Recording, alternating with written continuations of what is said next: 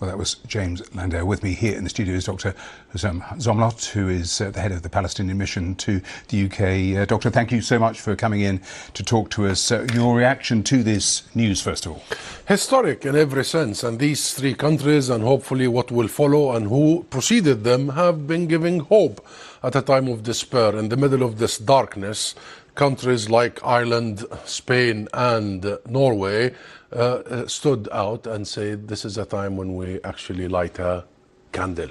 This is a time when we show moral authority, leadership and statesmanship, and I believe today was a day and a step closer to peace and closer to justice for all the people in the region. In practical terms, what difference does it make, do you think? It makes all the difference, and the issue of recognition should never be seen as a reward or a gift or a favor by anybody. This is an inalienable right of a people that have been denied their right for a century. The heart of the Palestinian issue is that we were cancelled, and guess by who? By Great Britain. The colonial arrogance of the time that has cancelled us, promised our land without consulting us, and soon after the Nakba of the 1948 and the ethnic cleansing of 2/3 of the Palestinian people, the UK, the US recognized Israel without consulting us. Sure, but even the Irish minister I was talking to in the last hour accepted that largely this move was symbolic at the moment. It's not symbolic. The heart of our cause is cancellation. We were cancelled. So when you have countries that recognize the state of Palestine and the people of Palestine who lived on their land for millennia, the most ancient of civilizations, the birthplace of Christianity, the hub between East and West, this is not just symbolic. And all those countries that are the few, the US and the UK included, are giving lip service, double talk. They really don't mean two-state solution, and they give Israel, the occupying power, the veto over Palestinian statehood, and they did this for 40 years. This is the time to take a different path. I'll come to those countries in a moment or two, but in terms of what we've heard from the Israelis, their reaction today, you heard me read it out, a furious reaction saying it's a reward for the Hamas murderers and rapists, and they go on to say they will do everything in their powers to block this. Is there anything in that you see that unblocks this? Of course. Just the world come out and say, okay, Israel has no plan except the perpetual permanent occupation.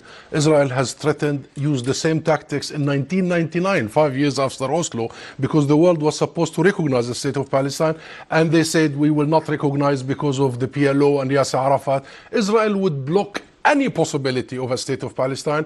They do not believe in the right of Palestinian people for, self-determination, and it's in their charter. It's in the Likud charter that Israel is from the river to the sea, and therefore we do not exist. But what I'm saying to you is that is the reality. So what changes that? Because you've heard the US and the UK position saying that this only should come as part of a long-term two-state solution to the conflict, and you know that Benjamin Netanyahu, from everything he has said in recent weeks and months, is adamant that there'll be no two-state solution. So how do you get to this place you want to get? I understand where you want to get to. Yeah. What I'm saying to you is, how do you make that a reality this side of any sort of Israeli election with Benjamin Netanyahu in charge? First, remove this as an Israeli matter or a veto, which these three countries and others are doing. Second, follow it with consequences. Sanctions, arms embargo, and making sure that international law is applied equally,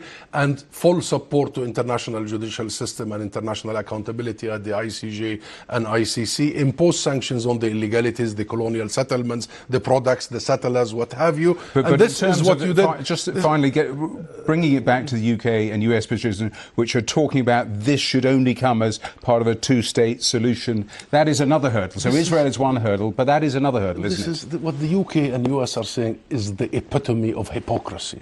Did they consult us when they recognized Israel 76 years ago?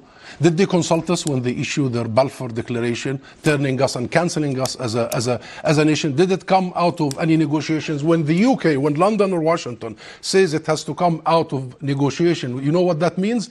Israel has to accept a Palestinian statehood, and Israel did not over a long time, and Israel will not in the future. So the only way is to enforce the international consensus rather than to offer it to Netanyahu and Smotrich and these fanatics for their own political footballing, as they have been doing. And I believe London and Washington are to be blamed for missing this historic wave of actually delivering justice and peace in the Middle East and beyond. Dr. Zomlot, we have to leave it there, but thank you for coming in to talk to us here on the